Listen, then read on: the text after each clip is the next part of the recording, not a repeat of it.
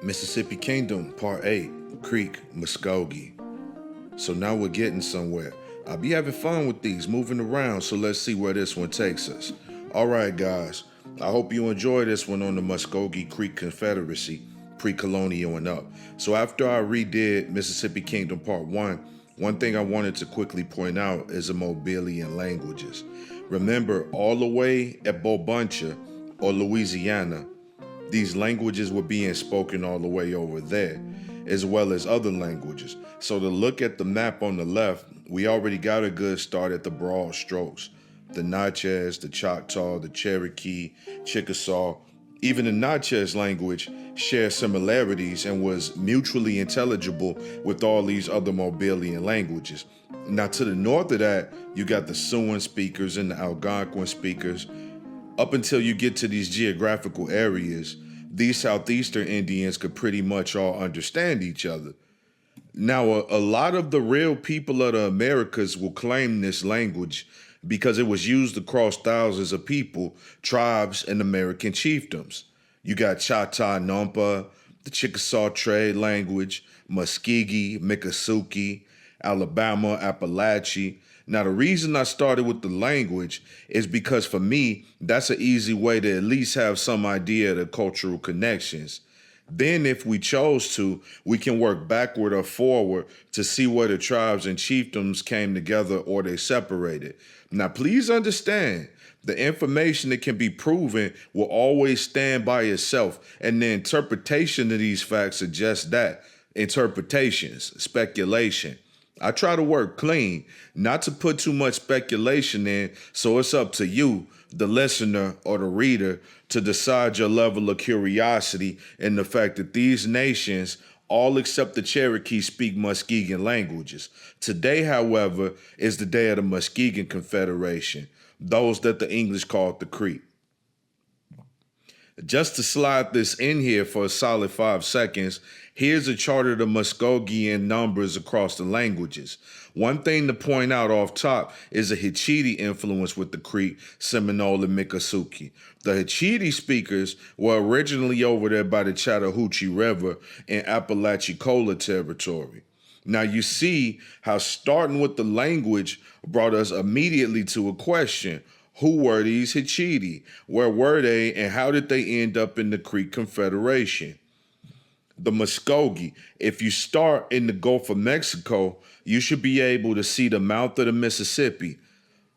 Look at what would be the Northeast. You'll see where the Apalachicola were, the Hitchiti speakers, right near the Alabama, or as some people say, Alabama. They had a huge territory before the Cherokee took them out. Also on this map, you can see the Choctaw, the Chickasaw, the Caddo, pretty much all the players. That's kind of why I waited until I had went through the Cherokee, the Chickasaw, and started with the French Indian War before I did the Muskegans, because they're a very diverse group. So going back to Muskogee, I think a good place to start would be Kofitachiki. What word should we use? Would it be Mikodum to describe the time of the Kofitachiki? What did they use here? Paramountcies, Mikomountsie. Now, if you remember from part 7, when De Soto got to Guahili and Jawara, he marked them as friendly villages, and the Spanish kept coming to visit them all the way since then, 1538, 1540. You should see some names on this that you may recognize. Some towns that survived into relatively modern times like Casita, the Washaw. You see the area inhabited by the Chalake. Also note the Coosa down south too, and the Guale. A lot of these changes happen between tribes between colonialism or before colonialism and still have the same names up to today. Shout out to the lady of Kofitachiki, the Grand Miko. Then when De Soto crosses out of Kofitachiki, he goes into Coosa territory. These two Paramountcies were at war even then. Now when De Soto got to Coosa territory, he acted up. His soldiers started kidnapping Indians again, all the way to the issues he got into with Tuscaloosa. So the Spanish did not leave a good impression on the Coosa and the groups that came after them, which we will see ended up being the Muskogee Creek. You'll see again the Hitchiti, the Kute right where Altamehar was, the DeSoto also passed through, the Atahatchee, where the great Tuscaloosa was, the Guale, and Joawa again. What I would want you to get from this is how the tribes were already united in the confederacies and greater Paramountcies, heavily populated. So now that we have where we are, then when we get to finding ourselves to Kafita Chiki again, it's just before DeSoto got to Joawa and Guasile.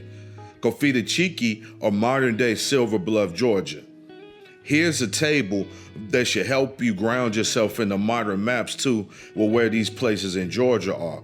I also put blue lines on to highlight where DeSoto's trail was. So since at MK2, we started at the Mississippi, and at the end of DeSoto's trail, now in Mississippi Kingdom Part 8, we're towards the beginning of it, post him landing in modern day Florida, and right before he crossed into modern day Alabama, up to Coosa, near the mouth of the Talladega. When DeSoto got there, this was a place known as the Coosa Kingdom or Paramountcy, whatever word you choose. The Coosa represented a bit under 50,000 people in this area, with the town of Coosa being the most populous. The town of Coosa in the Coosa Kingdom was also nicknamed Little Egypt due to the fertile soil there in the 3 mounds. So you have the town of Coosa and the chiefdom of Coosa and the larger Paramount chiefdom, which contained up to 50,000 people. This was up to the Appalachian Mountains, which is where the Cherokee contended with them for territory later in the history, as we talked about in Mississippi Kingdom Part 7. So when DeSoto got to Chiaja, he was in Coosa territory. DeSoto himself addressed the cacique and had a friendly enough exchange, but the Christians that were with him started rummaging through the town, looking for maize, corn, and not finding what they were looking for, started pillaging the homes in Chickahaw. The Indians didn't like that, so they started popping them upside their heads with clubs. To calm the situation, DeSoto himself took up one of the Indian clubs and started attacking his own men to show that he acknowledged their poor behavior. He still kidnapped the town's chief and made the village lend him a guide and give them food, but then he went on his way from Chiaja to Chisca to Tali. Along the way, he documented these lands as rough and mountainous. The Indians had sent messages ahead of him, so by the time he got to the village of Coosa, they were waiting on him. The chief of Coosa was being carried by his men in the cushion's chair wearing marten skins. A marten, by the way, is a small mammal, so he was wearing what would have been similar to a mink skin scarf. This was clearly a man of wealth, this king of Coosa. He also wore a feathered crown, and the Indians around him were singing. The chief of Coosa again did DeSoto a blessing and gave him room and board as previous towns had. In Coosa, unlike Chiaja, he found plenty of maize and beans. DeSoto's men reported when they wrote these annals that the land of Coosa was very populous and had many towns and planted fields, agriculture, societal structure and hierarchy, music, and even fashionable garments. The Coosa chiefdom was definitely one to see. Plums, grapes, corn, everything was here. Yet no matter how kind the Indians were to him, DeSoto still proceeded to take prisoners of war. He started, and when the people saw this, they still offered to help him, and he let go of some of the principal men he had captured and took with them those that volunteered from Coosa, but in chains. So after 25 days of rest in Coosa, DeSoto went on his way. This is when he went towards the village of Tuscaloosa. So with this story, we reached the story we told in Mississippi Kingdom Part 2, Tuscaloosa, full circle. This is how Tuscaloosa knew DeSoto was coming and set the trap he did on them. Word traveled fast in Indian country, the Kingdom of Coosa. Now, over time, after the destruction of Tuscaloosa's village with the Spanish, the various Indian wars with the coming of the Haudenosaunee from the north, and then with the coming of the English and everything that brought, the pre-colonial chiefdoms began changing shape. The larger social structures, like the Paramountcies of Cofita and Coosa, began to change. The Muskegon speakers kept together some towns, but they formed new ones, took on survivors from other nations, and what we know of as the Creek Nation was formed. The identity of the people was always in the town they were from, and they were always able to keep these identities as long as they had their land in Georgia and Alabama. So the culture was able to survive up until removal in the 1830s. Let's not get too far ahead of ourselves just yet. Let's get into the Creek towns now. But just to show you, you see how it says here, Muskegon speeches such as Coweta, Caseta, and others joined with the Shawnee, Natchez, Chickasaw, and more, and all became known collectively as the Creek Indians. So here we are at the Tallapoosa River, Coosa River, Chattahoochee, and more, all along the major waterways in Georgia and Alabama. The Creek had red and white towns in the southeast in Georgia and Alabama, the Alabama towns being the upper creeks, the Georgia towns called lower creek. These towns were a very diverse set. Some things that these towns had in common, especially the older ones, though, were the council houses, the ball courts for the chunky games, and every town had its own Miko. Creek culture in the Georgia and Alabama towns was matrilineal, with the children inheriting the mother's household, very similar to the Choctaw and the Cherokee. The agriculture and labor was split between the men and the women. Men would hunt and the women would plant. The men protected the community and the women decided who would be accepted into the community. The Creek cosmology shares a lot with the Choctaw cosmology. Now, before we get into it, you have to remember the Creek Confederacy, just like the Choctaw Nation and the Coosa and the Cofita before them, are a diverse group of people. The way I explain it to people, how all of us in U.S. speak English, but it's different where you are. New York to New Orleans, Miami to Atlanta, and the religion is the same. Baptist worship and belief varies at almost every church. The songs with local variations, the praise dances, the Creek culture is the same. We have Muskegon speakers of different dialects, the Tuskegee dialect, the Alabama dialect, Hachiti speakers, and more, including the Yuchi speakers. Another issue is how the systems changed over time. We can't pretend like when the people were there 1,000 years ago is the exact same as what they're doing right now. And that's why lineage traces are so important. So this illustration in the upper right is an artist's depiction of the way we can understand Creek cosmology, the upper world, the middle world, and the lower world. The Creek considered it their responsibility to maintain the balance in this world, the world in between the upper and the lower, and kept the rituals, the songs, the dances, the green corn ceremony, just as the Choctaw do. The Creek ritually clean their bodies, their minds, their homes, and their communities. So if you take a look, you should see parts of the cosmologies I've discussed dealing with the Choctaw, the Natchez, and the Chickasaw. You see the Hamza sign, the sun sign in the upper world with the feather serpents and the birdman.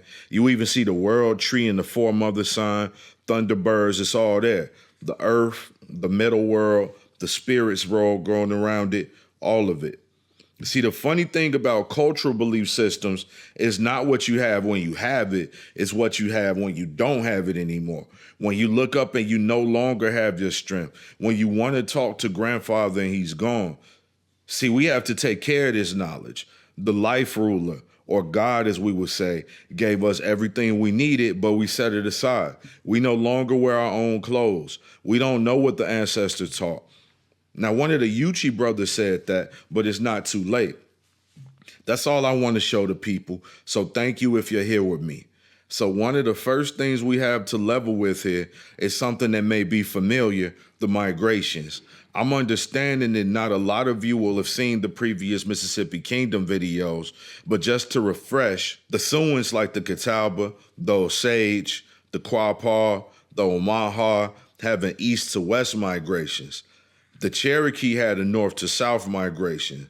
The Algonquins had a west to east, and the Creek as well, west to east. And just like the Kituwa were there when the Cherokee got to the southwest, the Hachiti and the Yuchi were there when the Muskegon got there, just like the Choctaw and Chickasaw.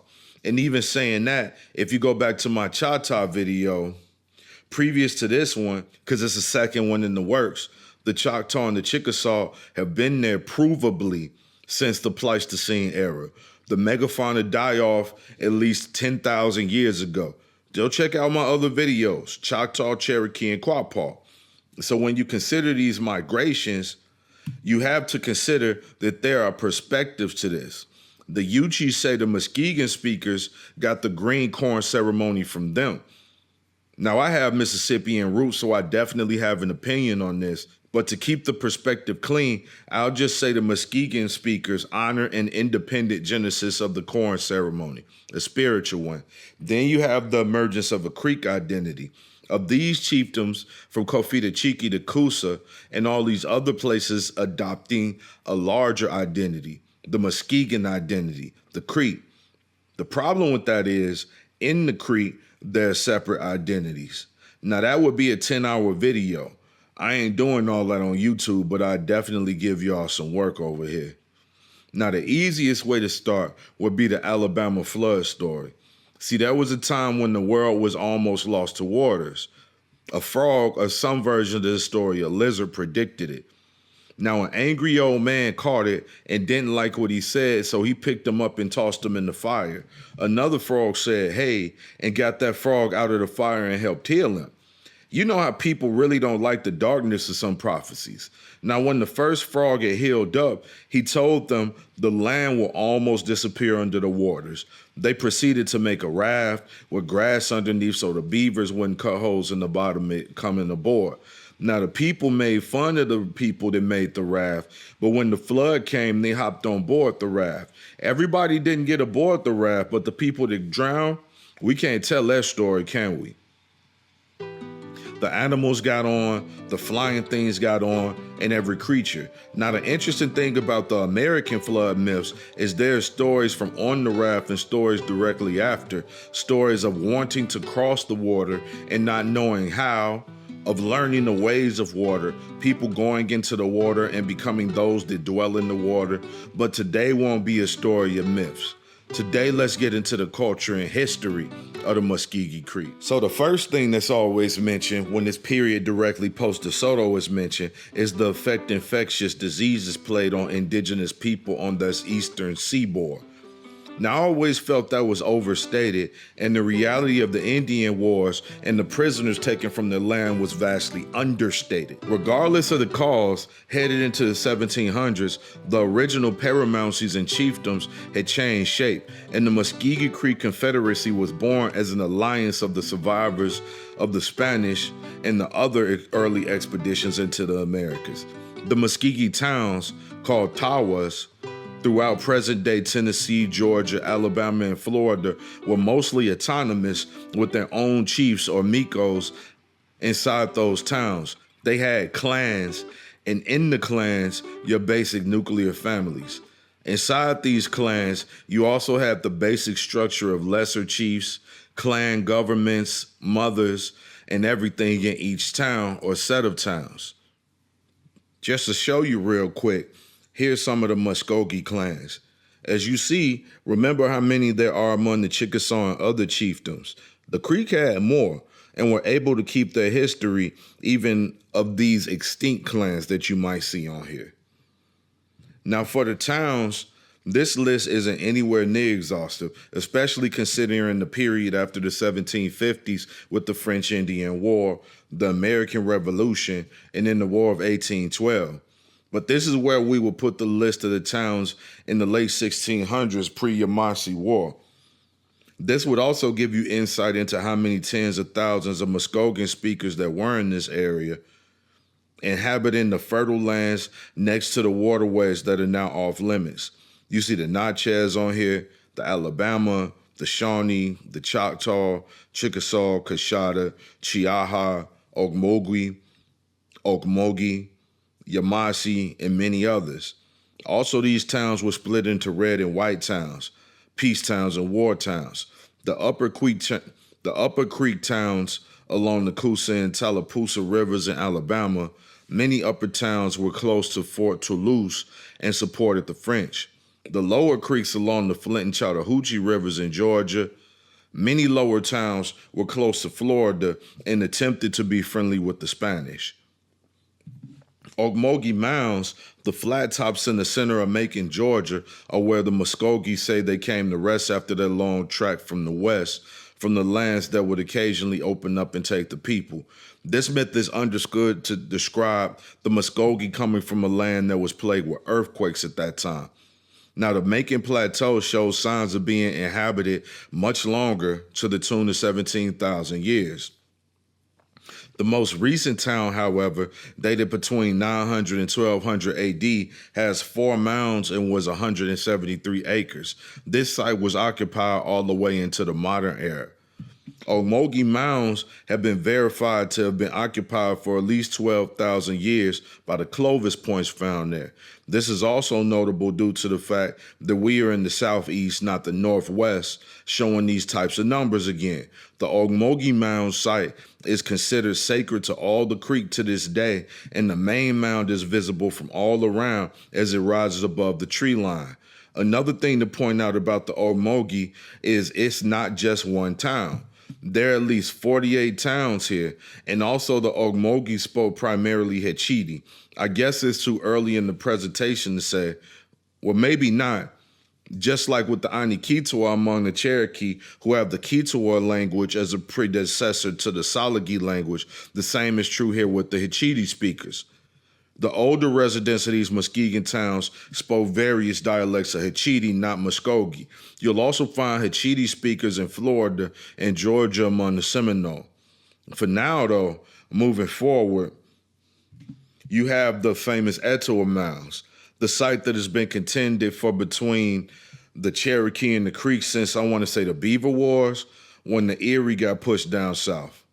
Now, at first, when the English got there, they thought the Cherokee built these mounds and towns, but they learned later that the Mississippian cultures that preceded the Cherokee taking that territory actually built it. It was the Mississippians by way of the Muskogee that built these mounds. The Muskogee and the Porch Creek still consider Etowah their ancestral home. And another point is Etowah, the town of Etowah was a Muskogee speaking town, and the largest mound in Georgia there at Etowah is 50 feet tall. So as Etowah was still a flourishing population center, you had the birth of Coosa from it. Coosa carried on the mound building, the residential, the ceremonial, and burial practices of Etowah.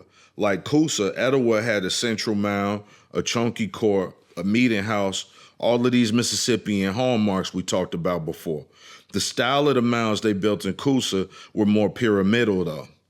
Now, Etowah was also the place one of the most recognizable Birdman place was found.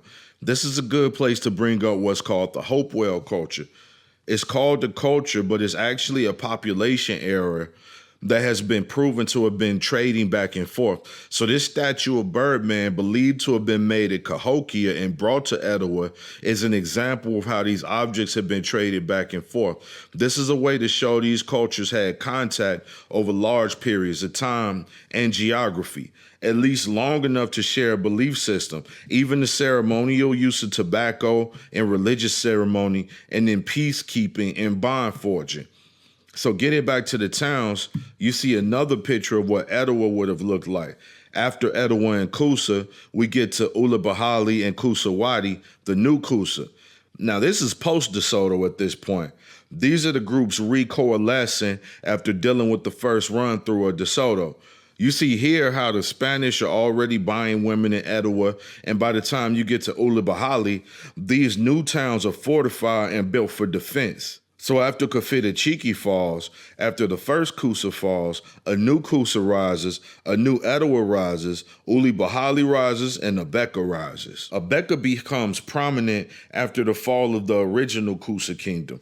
It becomes the standout Upper Creek town as the major remnant of the survivors of Coosa settled there. Abeka, as you can see, is on the Coosa and Alabama rivers, so in this new world of territorial contention with the Spanish and eventually the English, as well as the Cherokee, Abeka became a buffer town to protect the other creek towns too. It was referred to as the door shutter. If you couldn't get past Abeka, you couldn't get into creek territory. The next of the four mother towns would be Coweta. Now on this map, you can see that it's on the Chattahoochee River. So if you're headed further inland or towards the Atlantic coast, you would have to pass by this town. This made it so a huge trade network was facilitated through Coweta. Money brought power and influence. This is how we know the names of so many people in Coweta, such as Emperor Brim and eventually Mary Musgrove. Then you have Tuckabachi, where the green corn ceremony was held every year, and other important religious ceremonies, once again chosen for defensive position. Caseta in the Apalachicola province, originally on the Chattahoochee. But after the Yamasee War in 1715, when the Creeks started developing more of a relationship with the English, they moved this town over to the Ocmulgee River and the lower Creek towns. The Yamasee War was a huge issue for the Creek. The Ocmulgee towns were destroyed, but the English were able to calm the Creek by promising at that point that it would never happen again, and the English settlements would go no further than the Ocmulgee River. So the town of Caseta and others like the Yamasee were moved there with Creek plans to rebuild and keep trade with the English. This landed until the Revolutionary War, when more Europeans flooded into the Carolinas and Virginians who didn't honor these agreements. Even up to the 1805 Treaty of Washington, the Ocmulgee River was the southwestern boundary of the United States, but they kept pushing until they took it all. So as you can see, when you get inland, 1700, we're talking about hundreds of little towns separating the east.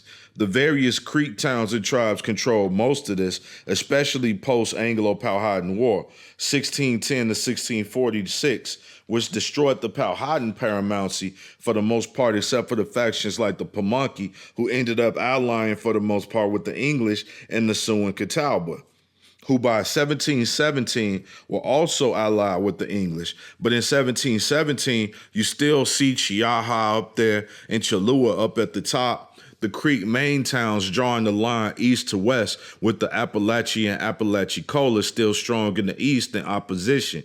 You see the Chickasaw, the Choctaw, and a small group of Cherokee between Chickahaw and Appalachia. You should be able to see how populated these areas are in 1717, directly south of the Appalachian Mountain Range at the top and the Blue Ridge and Smoky Mountains in the central area there. Then by the late 1790s, you have this huge carve out of what was once Creek territory, now Cherokee territory. A lot happened. So what happened? So just to show this slide again, I could go on for hours going through these towns, tribes, chiefdoms, confederacies of the Muskogee Creek. So trust me when I tell you, if at max there were over 100,000 American Indians in the Southeast alone, you always have to keep this in mind. I'm not here to talk about disease, and like I said, I truly believe those numbers are overstated. We have to talk about these wars and the displacements that happen in result to these wars with these Indians. So going back to De Soto, we already went through how he was kidnapping people, which led to a few wigs getting split, and how the Coosa tried to make peace with him up until he just started doing too much and he got ran out of Mobile. After De Soto, though, Juan Pardo and others were able to set up trade with the Coosa, Kofita Cheki, and others that lasted into the Muskogee Creek era until the English got there. Just to mention it, this is also where the Creek got the habit of flexing those turbans. They would put feathers and jewels in them. They own those turbans in the Southwest. You'll see the evidence of Spanish goods among a lot of these groups in that area. See, you had to get past the Creek to get to the inside of the continent from the Atlantic side, or to get out, if you were on the inside, you had to get past the Creek near the Mississippi River. The Creek were pretty much surrounded, so they also had to be stronger than their surrounding groups. So the inland groups were fighting one another for access to an alliance with the coastal groups, and the Creek were these gatekeepers. The coastal Indians on the other side had a weaker defense standpoint because you could get to them by ocean. This is what made the Creek area the most important sub-region in the South. Nobody could push against the Creek militarily, but the Creek themselves had access to both the Spanish and the French from the river systems in modern-day Alabama and Georgia. They had no reason to travel too far from their own towns, but could influence everyone around them. So we have another powerful group, strong enough to stand against the Chickasaw, the Cherokee, the Siouans, Timucuans, and others on the East Coast. And all the Europeans, but they weren't aggressive on really claiming territory that wasn't theirs. This is why they never realized how powerful they were until they got into having internal problems. The real competition they had in the area was the Choctaw, but the Choctaw wasn't a military force either. They had to go out of their way to fight against each other. So as we start moving into the 1700s, if you wonder why the Spanish never claimed any territories further inland, the Creek is why. The Spanish couldn't move them, so they had focused on maintaining what they had, St. Augustine and Pensacola. This is why you get a great influence of Spanish migration into Peru, Mexico, and other places, but the Spanish never went further into Spanish Florida, the Creek. The same with the French coming down the Mississippi River. The French made inwards with the Choctaw, the Quapaw, the Arkansas, Cahokia, Kaskaskia, and others, but the Chickasaw and the Creek traded with whoever gave them the best deals. They never got the Creek, and definitely not the Chickasaw, to exclusively trade with them, especially after the Natchez Wars. The English initially had no true consideration for the Indians that were occupying Virginia. They were more concerned with their own profits until it became clear to them that they had no choice but to deal with the Indians, who were much more powerful than the English, but were able to ignore them until they began to increase in numbers enough to have to deal with them, which happened quickly. Also, it's important to see this in chronological order. Remember, the Spanish got there first, then the French, who through warfare on the ocean realized they couldn't budge the Spanish, especially having to fight them back home too with the Franco-Spanish War. The Dutch actually made a short appearance, as we all know, New Netherlands, but with the division of the English strength from William the Orange and the Tudors, they also had to handle problems at home before taking on the New World. So the Spanish were able to experience these Indian Paramountcies and chiefdoms in the South, but 100 years later, when the English got to the scene, outside of the Iroquois and the Powhatan, the English were only dealing with smaller bands of Indians, not the large group the Spanish had been dealing with for much longer. That's why the English a lot of times refer to tribes. So the Spanish had a huge head start on the English on the Atlantic seaboard, with the French avoiding the whole issue by going north into Acadia and coming back down south through the Mississippi River.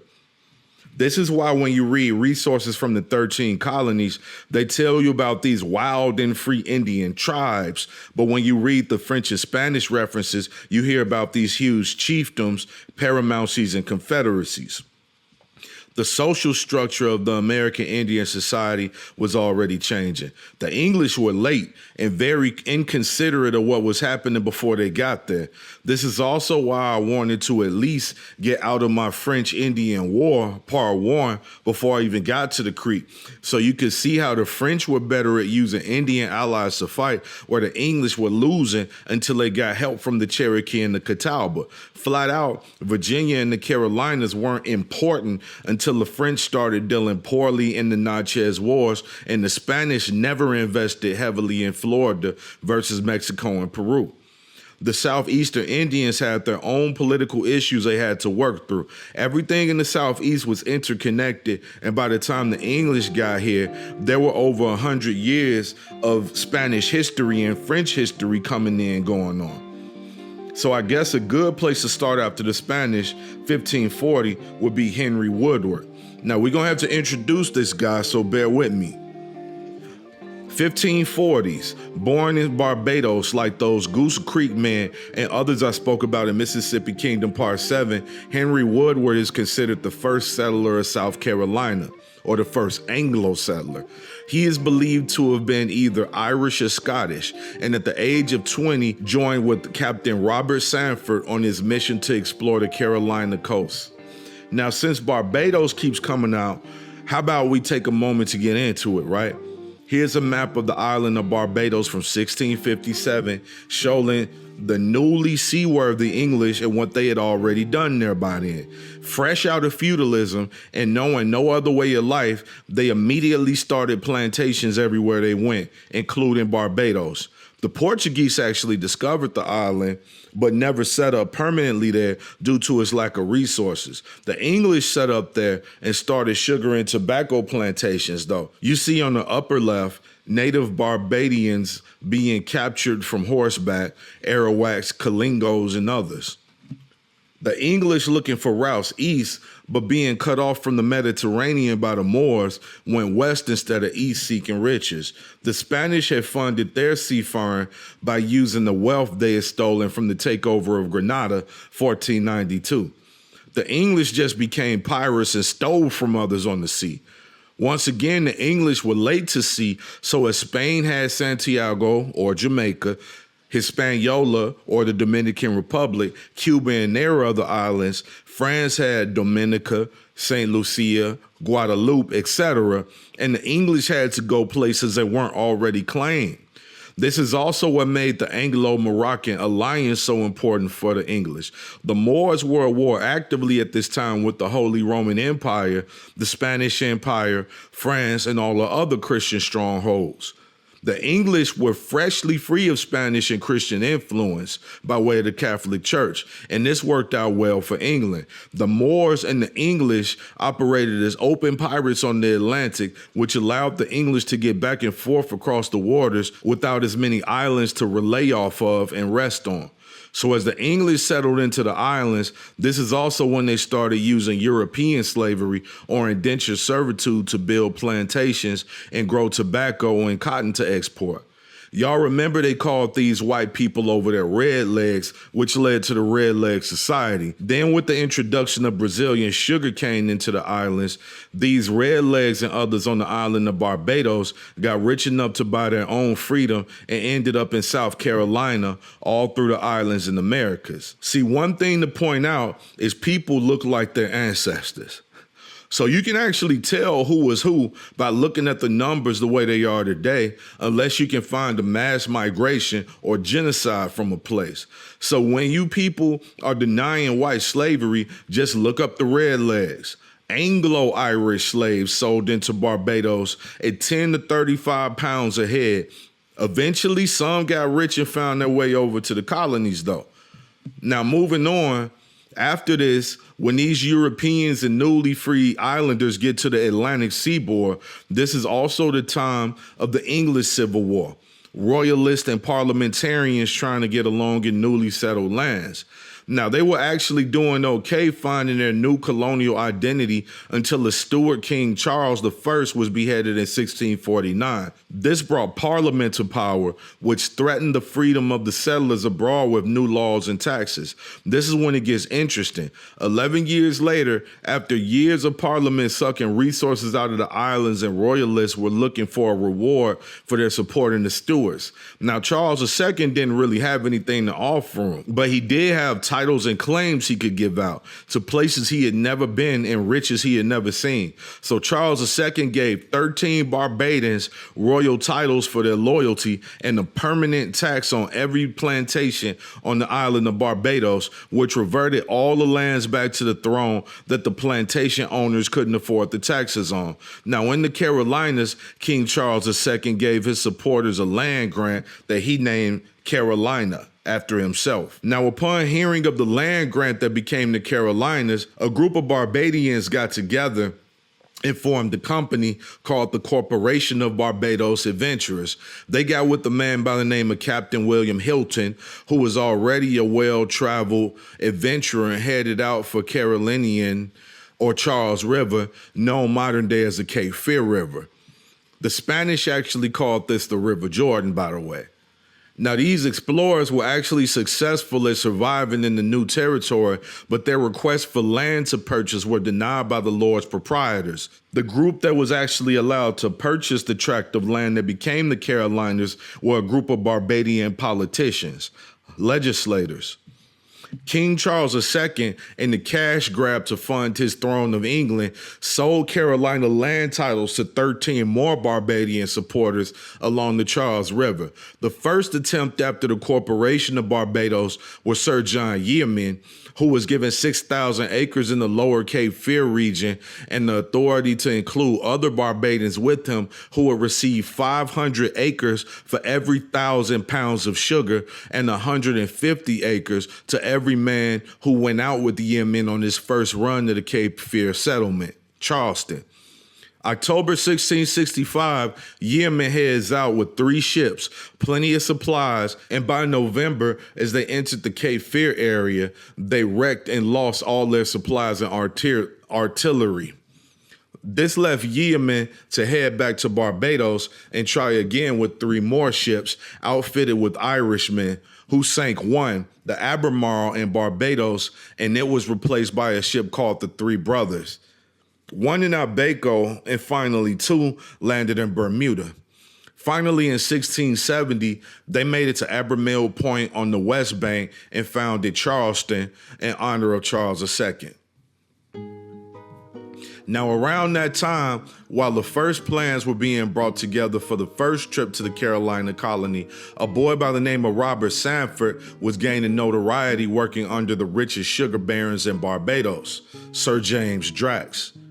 Sanford had risen to high ranks but ended up in some political drama with the governor of Barbados and ended up in and out of jail before being deported to England. Back in England, he came to the attention of the Lords Proprietors of Carolina in 1664 and ended up on the boat the Yeomen sent off to Virginia for supplies and to hire a new captain, Edward Stanyard. Now from there, Captain Stanyard's ship was no good, but it still got them to where they needed to be. Sanford, as he was on the water, ran across some Indians in a canoe who told him he was in the country of Odessa. The next day, Sanford went up to the creek and did a turf and twig ceremony where he claimed the land and the trees and all its possessions from the 36th degree latitude and 29th degree and west, all the way to the South Seas. Just like the ceremonies that the Spanish and French did, the Indians had no idea what this ceremony meant. Nevertheless, this was a christening to Carolina. Right then, on June 24th, 1666. The cacique of Edisto invited these settlers to come visit his town. Sanford and his men went to meet Edisto's cacique and was met pleasantly, food, and a seat of honor. Then in time, he was introduced to the Kiowa cacique who invited him in. Due to some boat issues, Sanford navigated his way out of the meeting in Kiowa, but he did finally make it down to Spanish Florida. Just to show you who these groups are, these are the groups of the South Carolina Low Country. These South Carolina Indians actually ended up at war with the Spanish in the 1500s, so by the time they met the English, they knew exactly what to expect. So the cacique of the Escamacu tribe did convince him to take his sister's son with him back to England to experience their world. And in return, Sanford left behind a young man named Henry Woodward. With this trade, Dr. Woodward became the first Englishman to voluntarily live among the Southeastern Indians. Woodward was actually found among the Escamacu people of the Carolinas until the Spanish learned he was there and kidnapped him in 1667. Woodward actually worked that one to his advantage and converted to Catholicism and still survived with the Spanish. This is how you get Dr. Henry Woodward going down in Carolina history. And by the way, Guatemala Island is where these first settlers were, among the Casaba Indians. The Kiowa, Edisto, and Stono, all Casaba. Before we even get to the Yamasee War, before that, just to let you know, by 1712, these Casaba Indians ended up on the reservation. See, people don't talk about these, the reservations that happened in the 1700s that were dissolved before the American Revolution even started. So in 1671, when Yeomen finally got it right and they were trying to settle larger numbers in the Carolinas, Woodward became their go-to guy. Woodward was given 2,000 acres and he was the first English Indian agent. He got to profit off of all the Indian tribes, including the purchase of Edisto Island. And now we get to the era of the Westo Indians. By 1674, Woodward was tasked with either making a relationship with the Casita or the Westo. Pick one. Woodward went over to talk to the Westos and actually witnessed the Casita raid and made a treaty with the Westo where he got 1/5 of the profit from all of those trades with the Westos. In the process, the English armed the Westos with English guns, which gave them an advantage in slave raids against other tribes and chiefdoms. Now, to go into these Westos a bit, remember we talked in the Cherokee build about those Lake Erie Indians coming down from the north. You have them slave trading on the Chattahoochee. Then you have the Iroquois slave trading, which led to groups on the Oconee River, the Chattahoochee, the Omogi, and others, all getting caught up in these Indian raids and dispersed into other tribes in the Carolinas, Georgia, and Spanish Florida. The Iroquois and Westos specifically targeted the Muskoke Indians, these Creeks. In the meantime, these lords proprietors are only concerning themselves with the gains they're getting, the skins, the Indian slaves, the gold and precious minerals, and the Westos are completely out of control. Now, the Westos killed some Charlestonians and were banned from Charleston, and in return, they started raiding Charleston too. They tried to heal up the issues with the Westo, and they couldn't move them. So 1680, 1681, you get this Westo War. The Carolinians have to wipe out the Westos, and the Savannah Shawnee move into their territory. Then in 1684, we end up with Stewartstown, occupied with rival Indian nations, and the Scots allied with the Yamasee. With the help of the Scots, the Yamasee began working like the Westos were and started wiping out Florida Indians instead of Carolinian Indians. In retaliation to this, the Spanish destroyed Stewartstown. To try to reinforce their troops, Dr. Woodward went to the lower Creek towns and forged an alliance which put a price on his head in Spanish country. Even the Scots tried to up the hand of the English on that time. They arrested Woodward and tried to steal his trade routes. 1686, after 20 plus years in the Carolinas and Indian territory, Woodward died, but in the process, the English and then the British had a powerful ally with the Muskogee Creek. So hopefully you see it. This whole issue of Indian prisoners of war that became Indian slavery, whatever you want to call it, it was really a matter of who had the most guns and the best trade agreements. Occaneechees, Tuscarora, Yamasee, Catawba, Choctaw, Appalachee, Cherokee, all taking turns being slave raiders and then being enslaved themselves. The Creek got that turn. Especially the lower Creeks. The Westos started slave trading and then they got wiped out. The Shawnee moved right into their geography. Then as they start to overpopulate where they are, the Europeans push out the Guale, the Mocomas, and the Yamasee. So as the lower Creek moved closer to the Carolinians to trade with them, they wipe out the Timucua, who had to flee to Cuba, and the Appalachee, who get to Louisiana. And then what happens? 1715, the Yamasee and these Casaba Indians end up finally on the wrong end of the relationship with the Carolinians. Now, these lower Creek tribes depended on the land, the corn, the beans, and the squash, the three sisters. And as the Carolinians' numbers grew into hundreds of thousands, they found themselves getting pushed out too. It was up to 19 different groups in the Low Country, speaking Muskegon or Hitchiti. And all of these roads led to the Yamasee War. It was no way around it. Regardless of the goodwill of those like Woodward, it was just too many Europeans coming there. It was only so long. God is not making new land. With all these European and Barbadian settlers, the conflict between the Cherokee and the Creek, the unfair trading practices, it had to be resolved. The Tuscarora really just paved the way for the Yamasee War. And at the end of it, with the help of the Africans in the colony, as well as thousands of Cherokee and Catawba, the British won. Some Yamasee went south and joined with what became the Seminole, and some joined the Creek. And the trade was refined, but the English went nowhere. So what did this lead to? Now, we got to start with the real one before we get to the other ones. We got to talk about Emperor Brim. Emperor Brim was the chief of Kuwaita, a true charismatic leader of the people. He was the Miko when the Yamasee War happened. They say he was so old, they actually believe he may have been the cacique when the Spanish actually got there in the 1500s. Now, Emperor Brim was good at playing politics and judging situations. That is until he got involved with the English. Now, listen close, because once again, this is part of the story you won't find most places. So old Brim, chief of the Red Town Kuwaita, actually allowed the 11 tribes under his watch to invite in Christian missionaries. After watching the nature of these friars for 3 days, he rescinded his invitation from the Christians, and when they came back with soldiers at their backs to force conversion, he used his forces to push the Spanish back to the Appalachia.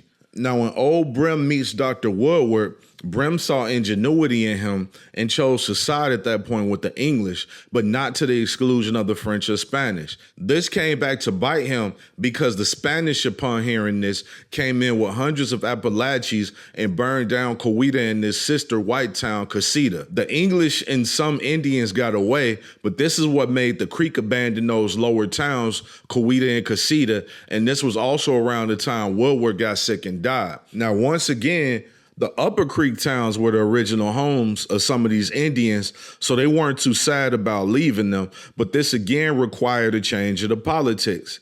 Emperor Brim apologized to the Spanish to let his people go, and the Spanish occupied this territory with Fort San Marcos de Apalache that they reinforced in 1719 after building it originally in 1679, and the English built Fort King George in return. 1719, upper left and lower right. In the meantime, in Creek territory, they were still getting active in the lower country, raiding the Appalachia, the biggest chiefdom that was aligned with the Spanish. Through Appalachia raids, the Creek were also able to get access to Spanish horses. Also during this time, Creek, now more mobile in the upper villages, went on the offensive with the Choctaw as well, raiding Choctaw villages. This led to a huge number of Choctaw prisoners of war being traded into slavery and the Charleston being shipped further north or into the Indies. Indian prisoners were much more profitable than deerskins or anything else, and the horses made warfare more efficient and led to more vicious battles against the English-aligned Creek and the Spanish-aligned Appalachia. The Creeks, now with Spanish horses and English guns, were attempting to push west to replace the territory they lost in the east and attack the Choctaw. Instead of focusing inward on what they were known for, the Creek mound building, pottery, songs, and art, all of a sudden the most important thing was warfare. Now the English were benefiting on all sides from this. This was the huge profit of the Creek lower towns. It provided a ready market for Englishmen to get what they needed from American Indians. The lower Creek Indians, whose land was subsumed by the English, refused to even acknowledge the Carolinas as a viable colony, but flew the English colors. They banged the English drums, attacked the Spanish on behalf of the English. So over 1,000 Creek Indians attacked St. Augustine on behalf of the English. And to be clear, the lower Creek were probably acting on behalf of the losses that they had took earlier in history when Appalachia and the Spanish attacked and burned down those towns, Casita and Kuwaita, when they denied those Christian missionaries. You see how the English interests just happened to align with Creek morning wars? So the Creek viciously attacked the Appalachia and captured Fort St. Louis along with the English. The Appalachia Indians carried off to the slave market in the Carolinas were never to be seen again. The Creeks, under the trade agreements with the English, made peace with the Chickasaw, but no such peace treaty was ever made with the Choctaw. The remaining Appalachia were moved to a reservation on the Savannah River. The Creek had their revenge for the early destruction of their lower towns. The Ogmulgee and all was good for the English. So no more Spanish Appalachia, and the French Chickasaw are now on the defensive. Bienville and the Choctaw didn't even see this coming. Now, Bienville definitely used this to his advantage, pitting the Chickasaw against the Choctaw, but that's just good warcraft, right? Bienville really tried over and over to get the Creek, who he called the Alabamas, on his side. Unfortunately, it kept turning bad. The Creek kept killing French and Choctaw. The French and the English were at it for years by way of Creek and Choctaw. And at the end of the day, the French didn't care. They only wanted the Choctaw and the Chickasaw gone off the board. So at the end of the conflict, all the English and the French really wanted was the Indians gone in the land to themselves. And at the same time, when the Lower Creek are at war with the Appalachians, you have this seeding of the Creek-Cherokee War. We can't forget the Cherokee were actively invading Creek lands, such as the complications in Etowah. Now, all the Cherokee weren't involved. The Upper Cherokee were not always involved with the Lower. So when the Lower Cherokee and the Lower Creek were fighting, which was the usual issue, the Upper Cherokee never got involved. The Upper Cherokee had their own problems like the Shawnee. And when the Upper Cherokee were at peace with the Shawnee and the Northern Indians, it meant they were at war with the Creek. The Creek wasn't messing with the Shawnee or the Iroquois under any circumstances. This was real complicated for the Cherokee. The English allied with the Creek, which meant they couldn't ally with the Shawnee or the Northern Indians, or the Creek would take this as aggression immediately. The Lower Creek, late 1700s, went all out against the Lower Cherokee, fighting over the lands now known as Georgia. So in these areas, the Lower Creek and the Lower Cherokee towns were both unstable, fighting over the same territory that the Americans ended up with anyway. So getting back to Emperor Brim, his most lasting legacy was the creation of the Coweta Resolution in response to having to deal with all of these colonial powers. The Creek were the only chiefdom at that time of Confederacy able to get all three colonial powers together in one place to create an agreement in their own favor. The Coweta Resolution committed all Greek towns to ending all internal conflicts and to acting in solidarity from that point out to properly deal with the French, Spanish, and English. This agreement set the Creek at equal odds with these colonial powers. It gave them the edge at trading and warfare as long as the Creek stayed unified. This resolution was able to stand for over 50 years until post-American Revolution, the French and Spanish powers were no longer an issue, and these newly born Americans focused their complete attention on removing the Creek from Georgia, Alabama, and all their homelands in the East. In between time, there were also a number of internal issues, small wars and compromises that weakened the Creek internally as people moved for personal joy versus the solidarity of the nation. I'll start with the thing that they fingerprint right here towards the bottom of this paragraph: the children born of Creek women and Anglo-American men. Now, after Emperor Brim, you have something interesting happens. It happens with the chief of the Yamacraw named Tomakiki.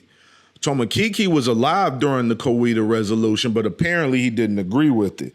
Remember, the Lower Creeks, who were closer to the English, more allied with the Yamasee and those tribes, had to move to where the Upper Creek were.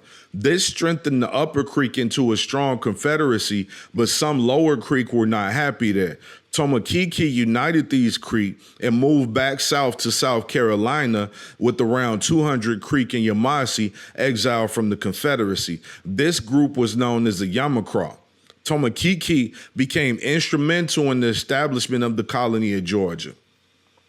Him and Mary Musgrove, the daughter of an Indian trader, Edward Griffin, and one of Emperor Brim's sisters, remember the Creek of matrilineal. Mary Musgrove also became the wife of another Indian trader, John Musgrove Jr., and two other Anglo-Americans whom she survived. So Brim's bloodline in 2 generations went from half Creek to quarter Creek if we choose to do blood quantum.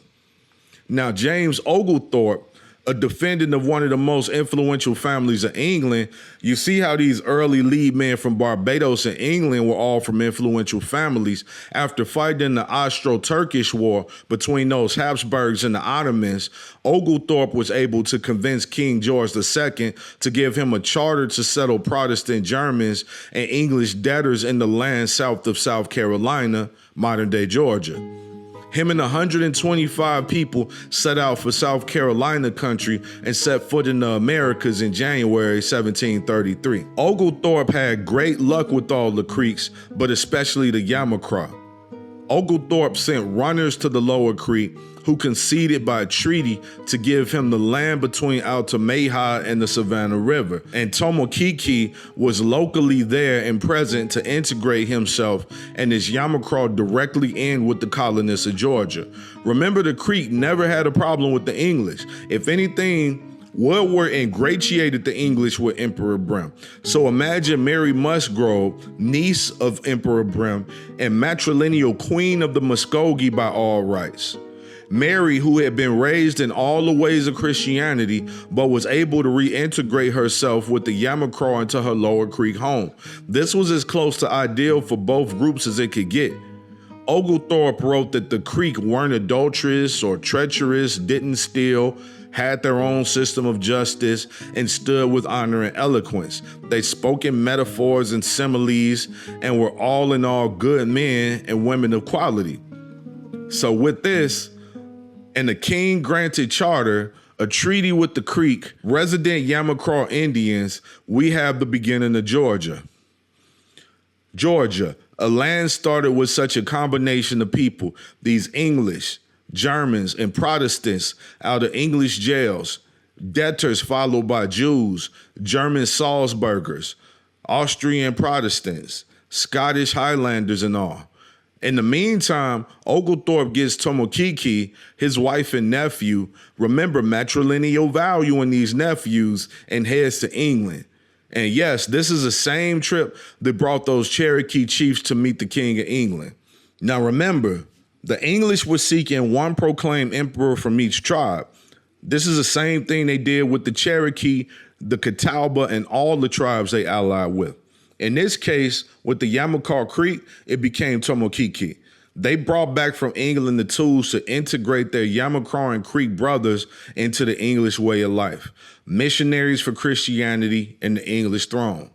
Even the English considered this an enigma, these self-converting Indians opening a door for them. But as Machiavelli himself said, when a powerful foreigner prevents himself, subject states will present themselves in lieu of the ruling power. With this, Georgia was settled.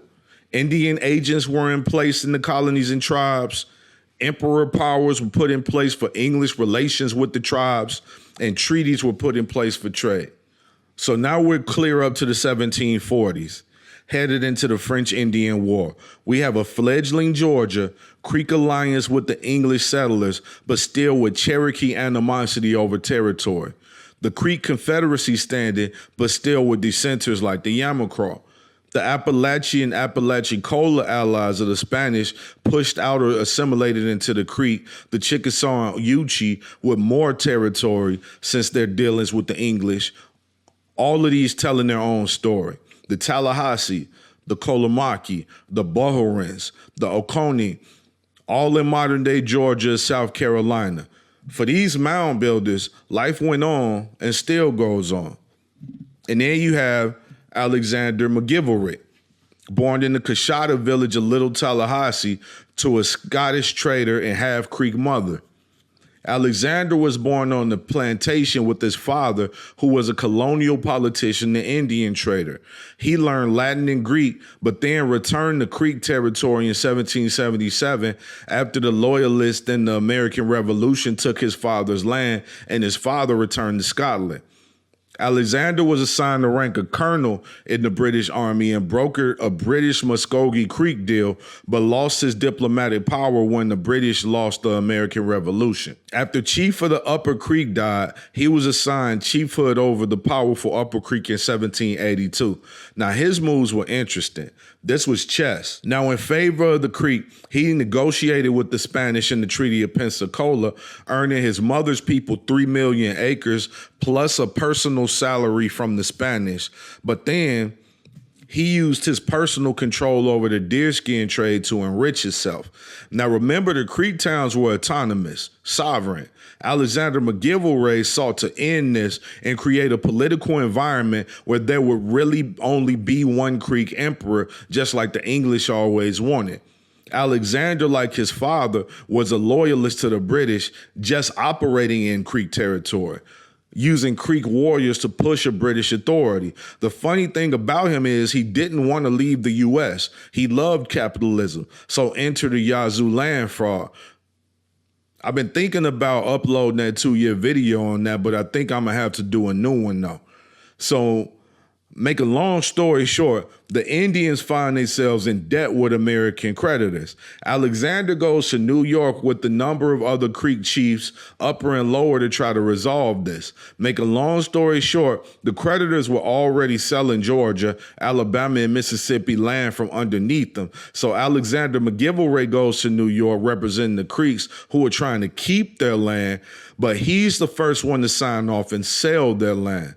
Now, when these Creeks get back to Creek territory, Georgia, Alabama, and Mississippi, they see that they were duped. Alexander was the only one who could sign this name. Everyone else who signed this treaty just put an X. Just to let you know, that X is a Christian cross. They had no idea what it meant on the treaty, that they were ceding their lands. Now, he was an Upper Creek chief, so the Upper Creek couldn't say much, but the Lower Creek said they had no representation. Remember, the Seminole also has some Lower Creek in it, so the Seminoles in the Lower Creek said Alexander betrayed them.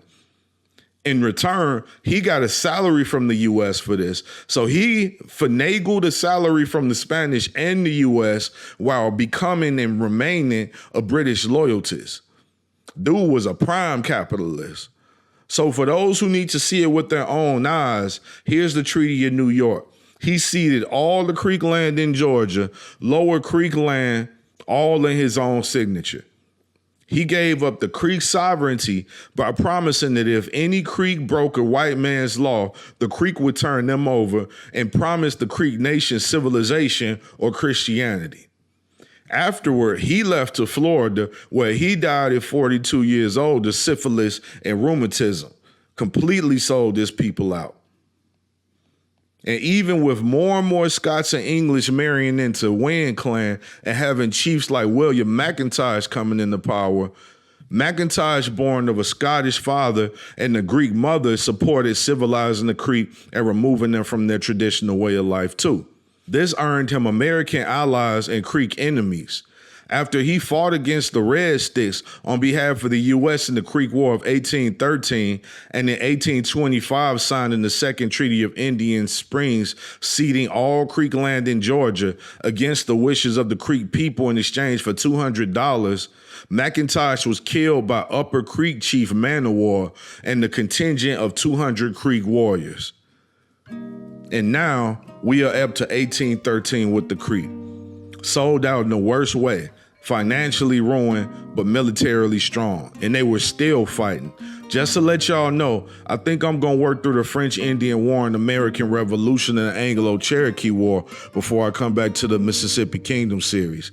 This one should prove the point that they had everything they needed when they had each other and only started losing with internal conflicts, from the Yamacraw down to all the Scots that found their way into the Wayne clan. The Red Sticks War is going to take its own video because this one was specifically about the Muskoke. I want to thank you for everyone who's helping me get through these. I couldn't do it alone. For now, the Mississippi Kingdom series is going to take a break. Comment and like, let me know where you want me to go from here. The Catawba and Shawnee are definitely going to have their own videos, especially considering that first Indian missionary school out east. Then if you head west of the Mississippi, you have the metropolitan area that it was, the Caddo, the Eshak, and then you have Cahokia itself and Kaskaskia to the north, who have been mentioned but still not thoroughly grown through. First, I thought I had to get through the French-Indian War. I already started on that one with the young George Washington, the descendant of the Huguenots. Then we have Christopher Gist, while he was alive, that man who had a bunch of kids in multiple Indian tribes. So as you see, this is complicated. We all got affected behind what happened in the 1700s. The 1800s got real messy, and by then with U.S. expansion, the nature of the videos are definitely going to change. But for now, though, keep looking out for the kid. I'll do some simple stuff in between books and whatnot. But besides that, just hit me up some kind of way and, I'll get to you and your questions.